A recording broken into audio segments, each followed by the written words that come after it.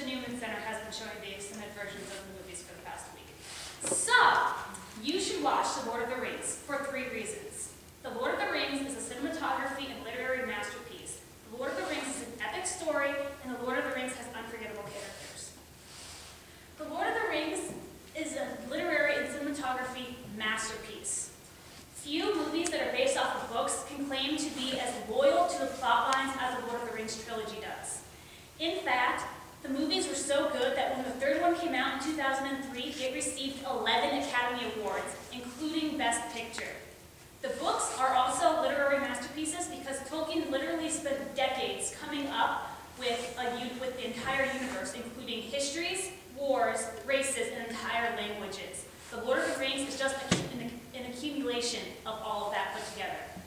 Second, The Lord of the Rings is an epic story. Who here doesn't appreciate a good story? And The Lord of the Rings has it all. Vast battle scenes, desperate chases, romance.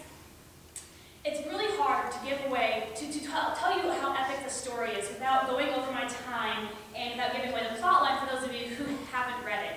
But Frodo, a hobbit, gets the Dark Ring, which the Dark Lord Sauron wants to use, and he has to destroy it, in Mount Doom, which is in the middle of Lord Sauron's land. That's a pretty much good overview. In addition, this story has elves, dwarves, wizards, dragons, trolls, orcs, goblins, talking trees, and eagles. So who wouldn't want to read this story? And finally, The Lord of the Rings has unforgettable characters. It's really hard for a writer to create characters that people can relate to, love, and want them to succeed. And Tolkien has done this with tons of his characters.